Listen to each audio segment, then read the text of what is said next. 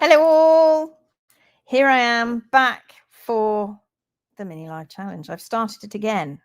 It's been a while, so I think we're at day 110, but I can't confirm whether that's correct or not. But we are here. I am here. We're in the US. Let me just go live on Instagram. I've got to get myself all back into the swing of doing that now, as I've forgotten all about everything that I do. Okay, so we're back. We're back on the mini live challenge. We are here in the US. Like I said, this is day 110. We've just arrived in the US. We arrived 2 days ago on Wednesday. We're here to do training camps, our North America training camp, where we have students from the US and Canada coming down, and we're going to be teaching them. We then have workshops here in the US, and then we travel up to Canada and do more workshops. It's a very busy time for us as we continue to help people around the world and here into North America who are very eager to learn the truth of hoof care. And I think I want to start today's challenge, because it's the first in a while, by asking you all to reflect and share your experiences, specifically really about hoof imbalance and the way that the world, it feels, is avoiding seeing what's right there in front of them. Have you ever had a moment where you knew there was more to your horse's hoof issues than just what you were being told by the professionals?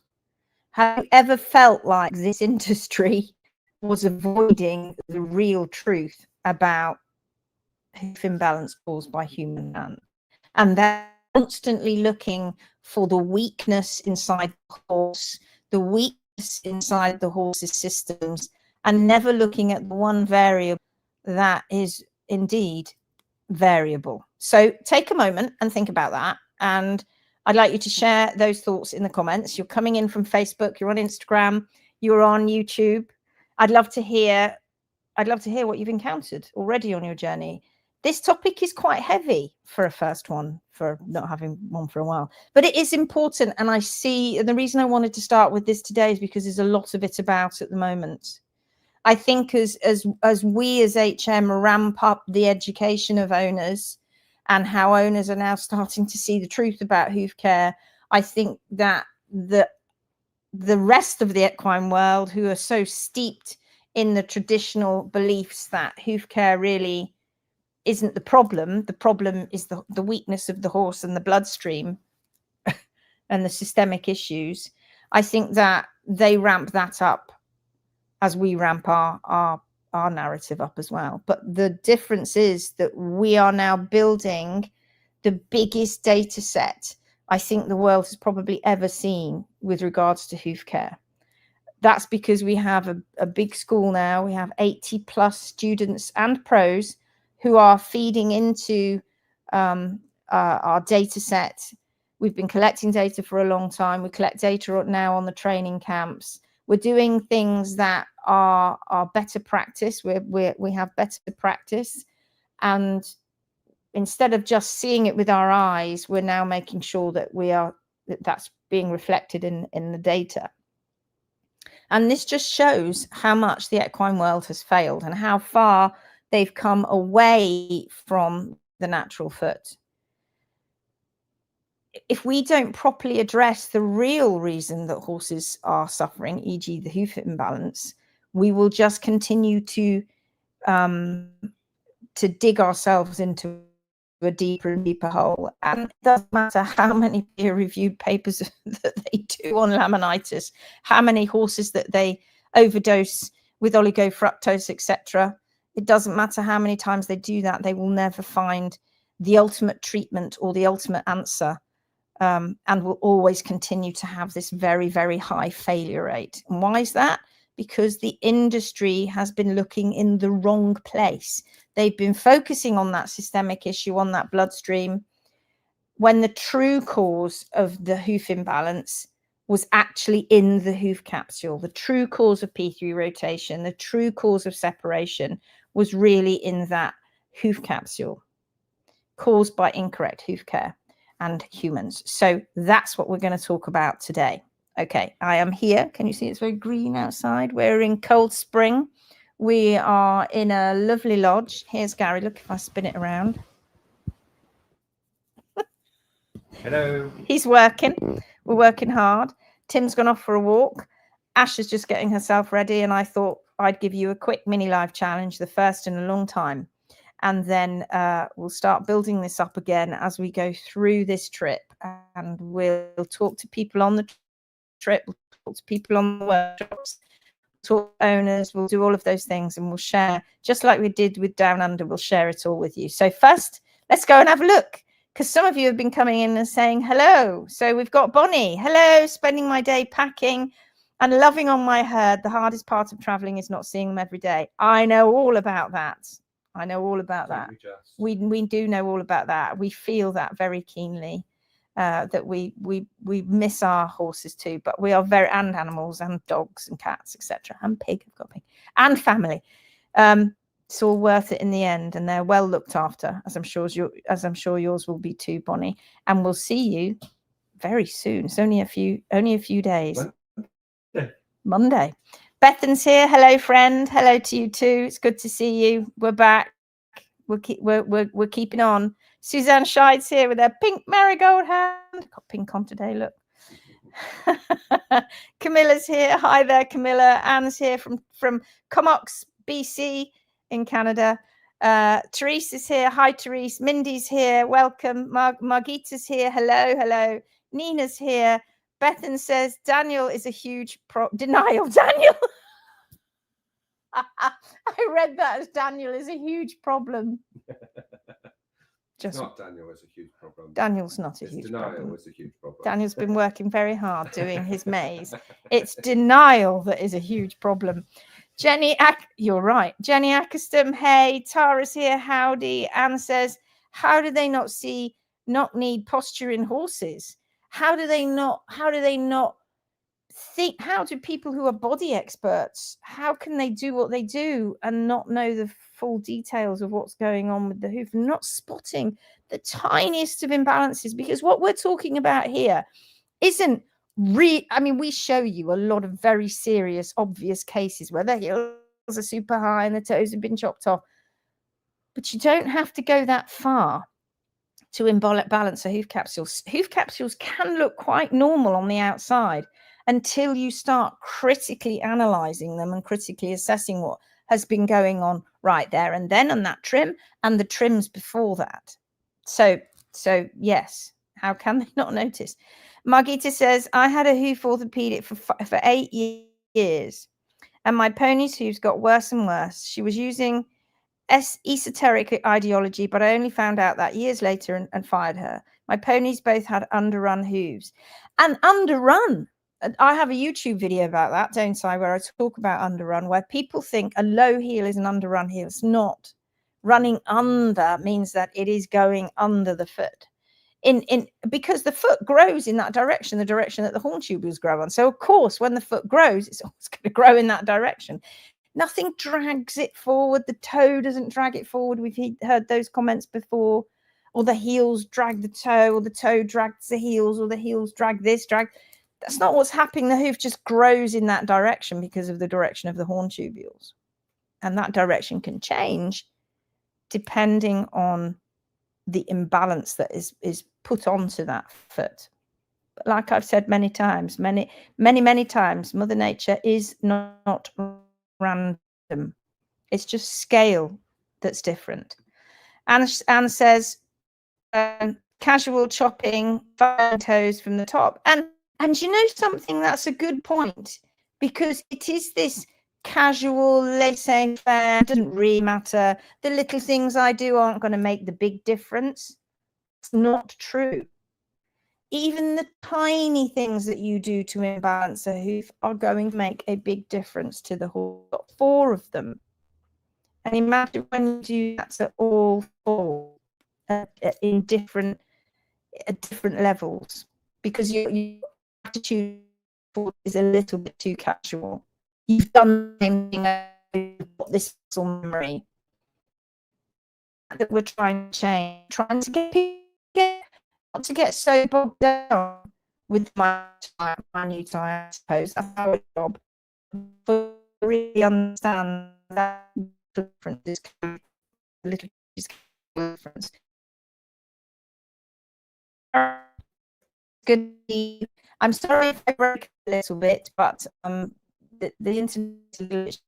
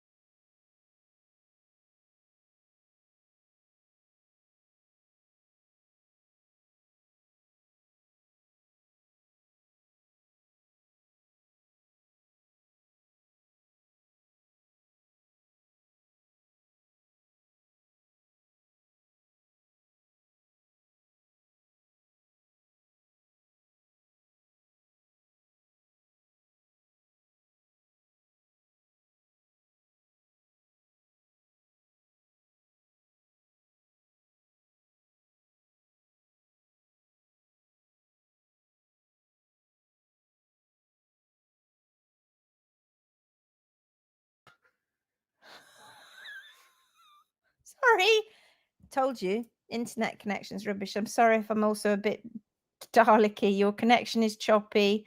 Is this any better? We lost our leader. I'm back. Is it any better? Give me a thumbs up if it's a little bit better.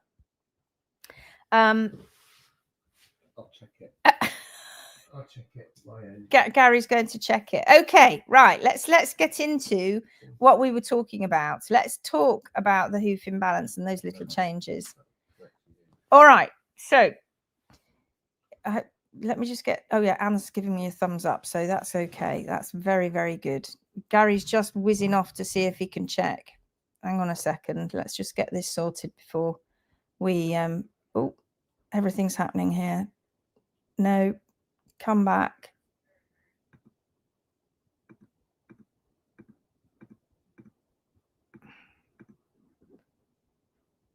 Ooh.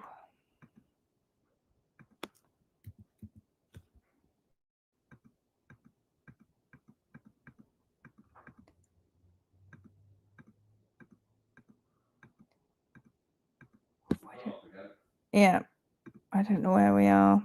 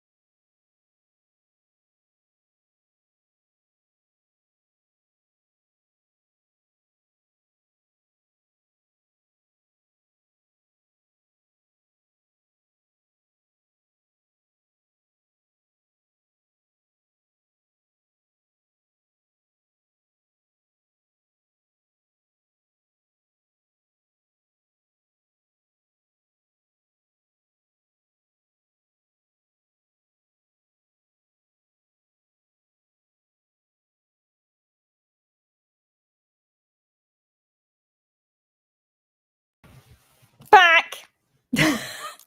Gary's now getting off the net, so he's hoping that because he thinks he was using a bit of bandwidth again. I have to stop my work.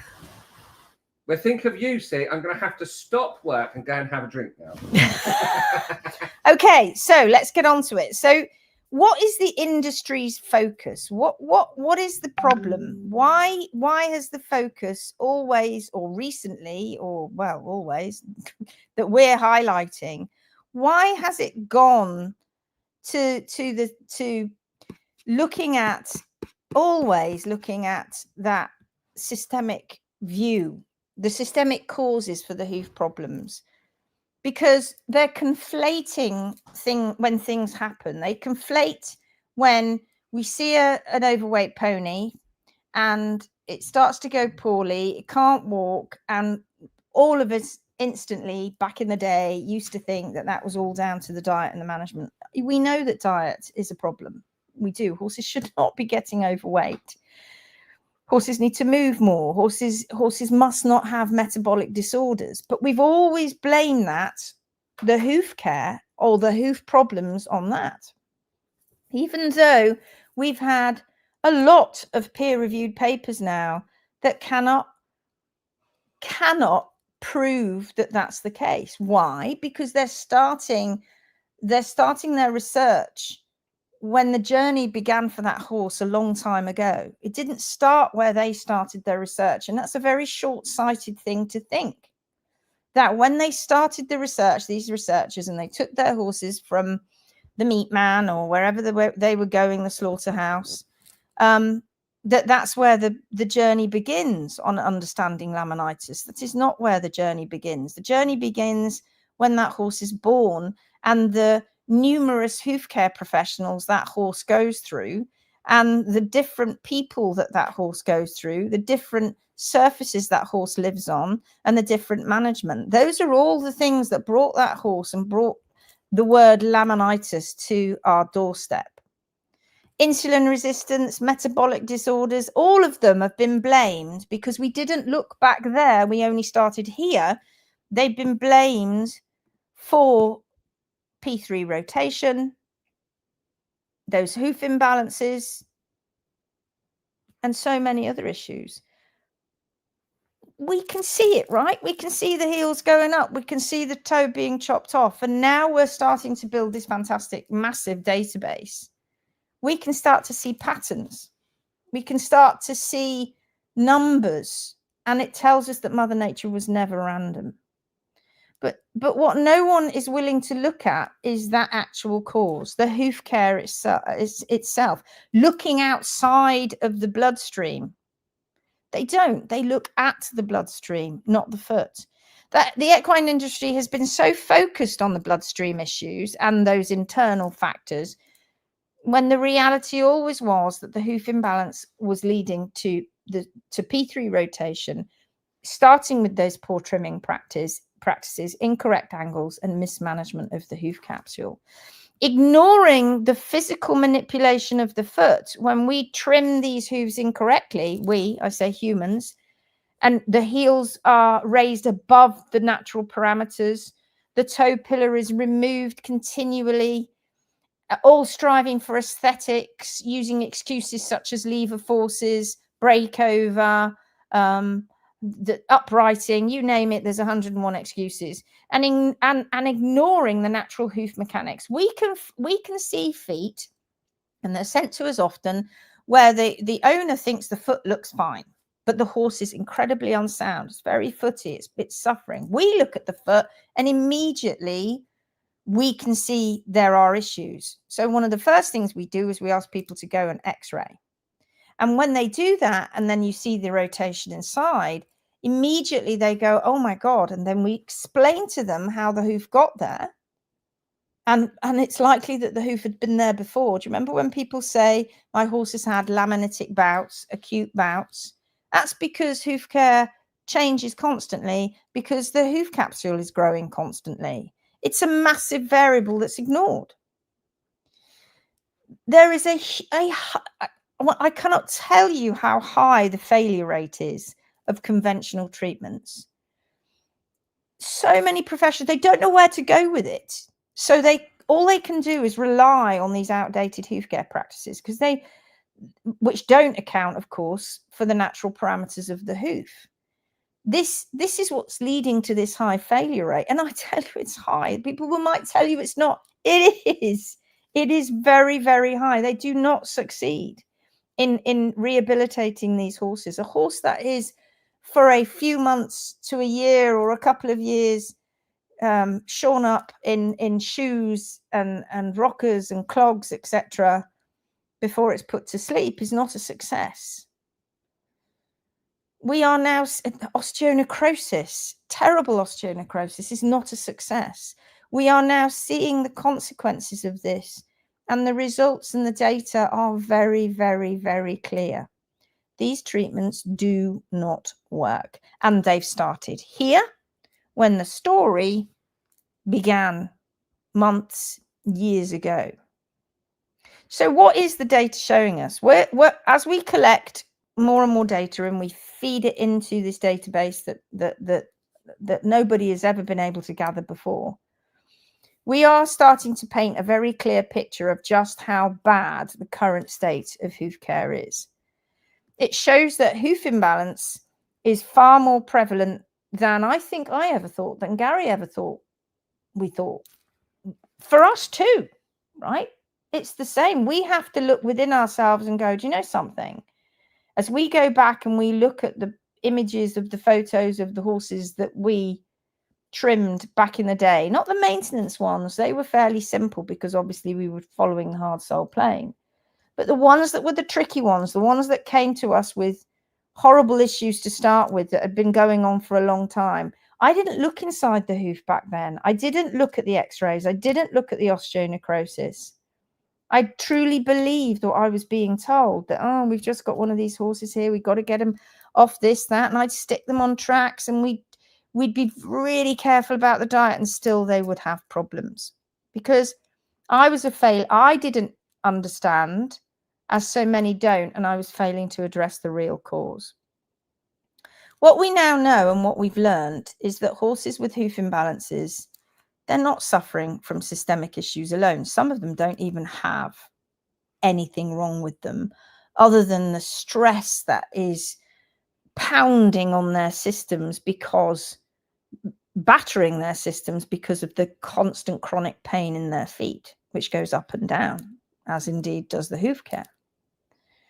The hoof problems that are being caused by the manipulation of the hoof capsule now requires a different approach than what is currently being done. It really does. And for us, it doesn't matter how many professionals you speak to, because they're so entrenched in the idea that they can't be wrong.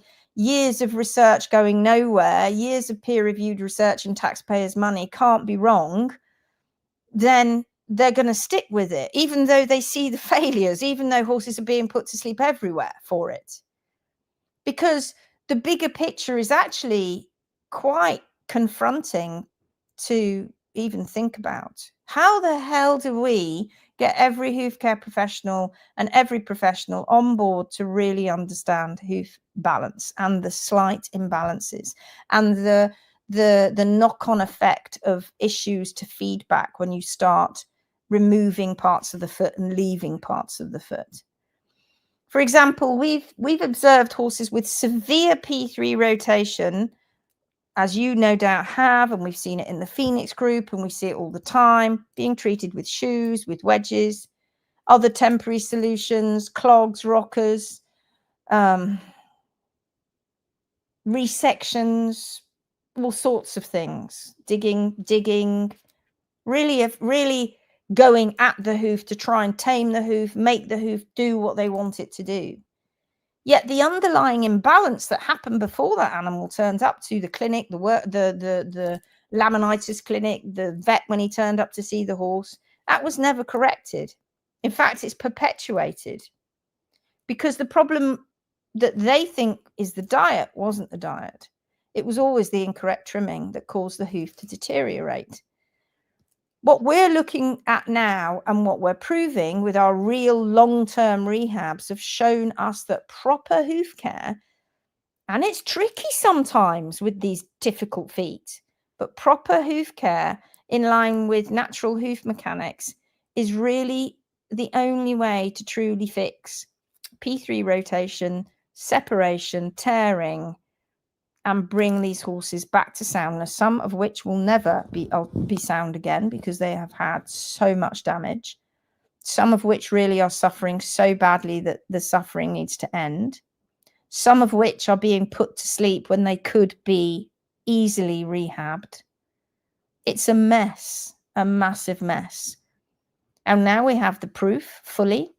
Now it's time to find out how we change it, and we change it from the bottom up with you guys. So let's just go and have a little look at some of the comments that you're making. Let's have a look. I've lost most of you. You've come back. Yes, it was buffering.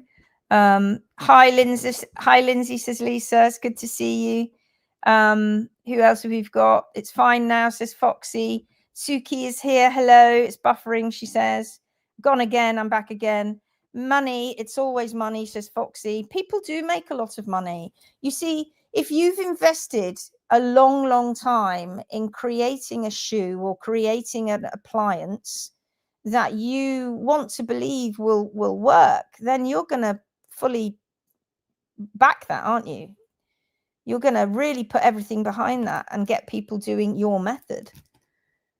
But again, you started here. You didn't start back there. Back there where all the problems began. That was where we needed to begin. Not here. Look at my appliance. Look what I can fix to the foot. Look at me fixing this, when you're not, when the success rate is very, very poor.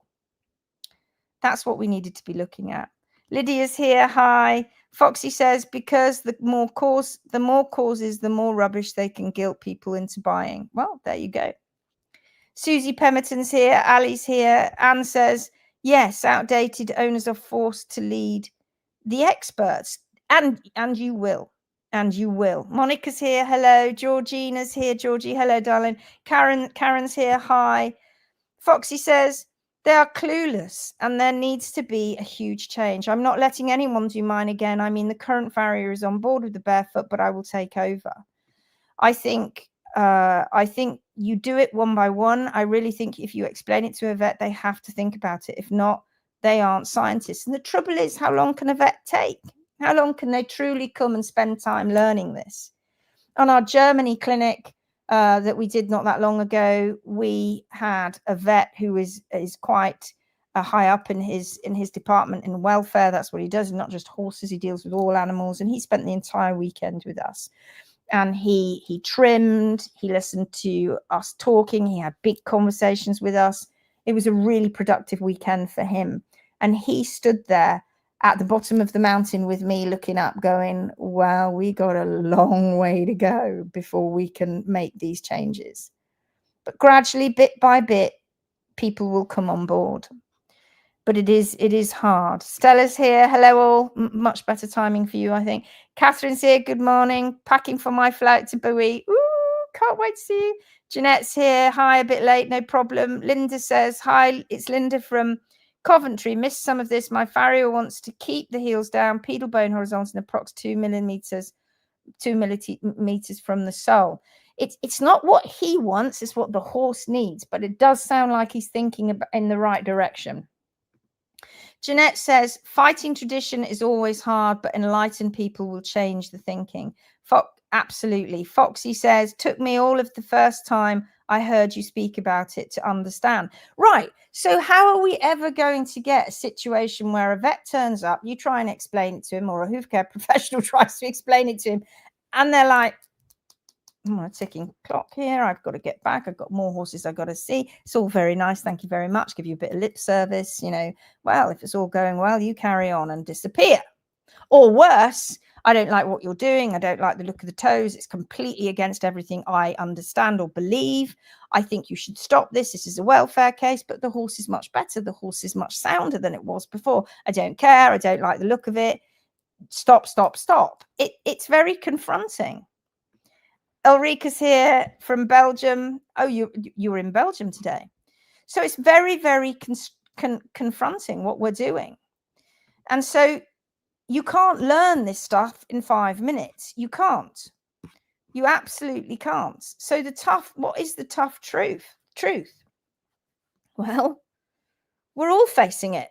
Everybody is facing it. The equine world just doesn't want to look at the problem that professionals are continuing to focus on the diet, the systemic issues, the laminitis that they're calling it. But the truth in the hoof is that it's imbalance and it's a physical problem. And it can be fixed by correct trimming as long as that horse hasn't gone too far down the road. But keeping on that journey is difficult when you've gone so far down the pathology route. It's really, really hard. This is why we're here. This is why we keep going on about it. This is why we have a loud voice. This is why you hear us. This is why I'm coming back and doing the mini live challenges, because we are trying to raise those standards. We're trying to get people to understand that hoof care is in the gutter, and it's all over the place. There's people doing things everywhere because they're ultimately trying to make things better for the horse, but they're not succeeding, they're failing. So we're calling for change. It's time to stop blaming diet for issues that are clearly caused by poor hoof care. It's time to start looking at the hoof capsule and measuring hoof balance properly. And I'm not talking about all the green lines and angles and everything that you put on a foot. I'm not talking about that. I'm talking about certain parameters that are constants. It's time to demand better from our professionals.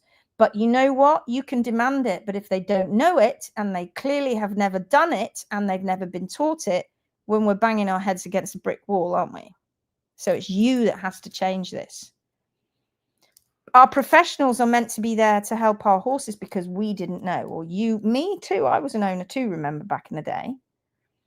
But they're often failing the foot because they fail to understand the full scope of imbalances in hoof care. I've seen it myself, and that's what brought me into this with Sunny. And I didn't know. I just looked at Sunny's feet and thought, well, they don't look right to me, but how the hell do I know what they're meant to look like? HM, the Phoenix Way, this international school, or HM International School of Horse and Hoof Care, we've got a massive responsibility. You as horse owners have a massive responsibility to educate yourselves and gather the data yourselves. Take control of your horse's hoof care, whether that be trimming or whether that be looking over the shoulder and making damn sure they don't do something like chop the toe off. Because even the smallest amount of hoof wall gone is going to make a big difference when you compare it to the heel that's just been left a little bit above the hard sole plane. That has immediately pitched P3 forward and unbalanced the foot. Looked all right from the outside, but when you critically assess it, it's all out. And that's when the tearing begins. That's when the footsore horse begins. And then down the road you go of trying to chase that and make that horse better. This isn't just about following those outdated protocols that they follow. It's about putting the horse first. And I know that's what they say. It sounds a cliche, but it's looking at what truly works. You can't keep ignoring what we're doing and say we're harming horses and just blinker yourself and go, what they're doing, and they're lowering the heels and it's harming the horse, when we're clearly not, and we've got proof that we're not, and we're showing you the x-rays too. So how do we move forward? What's the way that we move forward here? Well, obviously, you've got to educate yourself, right? Which education? Everybody says something different. Well, why don't you come and look at the one people that everybody can't stand, us, the one person, the one organization that everybody seems to hate, because we're saying stuff that is confronting. Why don't you start there and then work backwards, which is what a lot of you have done. Many people have started in all the other different methods, found out that none of them work, and have turned up with us and gone, I get it now. I really get it now. Because the more you learn about natural hoof balance, the more you can spot the real causes of hoof issues and start correcting them. That's why we're here. That's why we're doing workshops, which you can still get onto, by the way. I think we might have some spaces and some legs left. We're not sure because they've been super popular. Maryland, Bowie. We start next week with the training camp. Not this weekend, but the weekend following, we are doing our 3-day workshop, our first in the States. Slippery Rock, Pennsylvania. We travel up there the following weekend, another 3 days. Then we travel to Canada and we go to near Toronto and we do another 3 days there. And then we head right across the other side of Canada to Calgary and we do another 3 days there. These are not flippant workshops where we've just turned up and got a bunch of horses and just talked about hoof care. These took a long time in the making, a long time in the planning, because we had to get cadaver legs, because you can't learn on live horses. You can't. You can see other people doing it, and then you try and mimic it. It doesn't work. You have to learn by starting on an animal that unfortunately has passed away because of, a lot of the times, lameness caused by incorrect hoof care, which you do see on these workshops. So if you can get to them, you must. You must. We've flown all this way, like we did when we went down under. We've flown all this way to teach you the stuff that they don't want you to hear. We focus on the evidence, guys, as we continue to collect more and more data, and you are able to follow those real-time rehabs. You don't have to wait another 2 years for us to put it into a paper. You can track the progress of those horses through Goresworth Track Livery, through Dan and Bethan, and through our lovely pros that are going out there with their Facebook pages that are showing the results as they go out and help these horses. Please do follow them when we share them. We are then able to prove that hoof imbalance is really the real issue, and real balanced trimming can fix it. So what's the final thing you have to do? Well, I guess you just have to keep spreading the word, right? Because as more horse owners become more aware of the truth, the P3 rotation and hoof problems are caused by incorrect hoof care, we can start changing that conversation, that narrative. People are starting to see it, and when they open their minds to it, they can see it. They just don't want it to be true. That's how we make the equine world see the truth. And Anne says, let's just have a quick talk about it. Anne says, in 19 months with my boy having my HMB Pro, I've been totally impressed. After 6 trims with Nikki versus 5 trims with the previous trimmer, we have 1 hind 95% heel, still a few more trims on the falls to go. That's brilliant. That's a really great. Thank you so much for sharing that. Ulrika says, I talk about it to my clients, planting seeds. Some really get it. Some do get it, but are afraid to confront their HCP. That's awful, isn't it? We've made friends with these people. We like them. We mustn't conflate lovely person with incorrect balance of the hoof. You know, we've got to rip that apart, rip the plaster off, as hard as that is. Pia's here. Hello. Margita says, I post your videos almost every day on my WhatsApp status to spread the word. Thank you, Margita. That's so lovely. Foxy says, I'm doing the course next year, but at the moment, 15 and 10-day challenges. The lovely Rachel has sorted me out. Brilliant. Okay. Thank you all for coming in and listening. It's time to go. We've got to go and pick Tim up. So today's takeaway on this mini live challenge, as we just about to get in the car and head on our 5-hour journey south, nearer 6 to Bowie, to get ready for our training next week, etc. Here's your takeaway for today. The real cause of hoof balance and P3 rotation isn't diet and systemic issues. It's poor hoof care.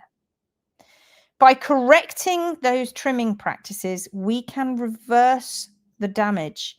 We can't make bone grow again, but we can reverse the damage that we've made in many of these, that has happened in many of these situations. And we can restore balance to the hoof. But the real question is, why isn't the industry looking at the real problem? Somebody just messaged him, because I'm just letting him know we're finishing. So why isn't the industry just looking at the real problem? Okay, so reflect on what you've learned today, how you can start looking at the hoof capsule more critically in your own horse's care. What changes can you make today to ensure you're addressing the real causes of hoof imbalance? Share your thoughts in the comments. We'll keep looking at them. Let's keep pushing that truth forward, shall we?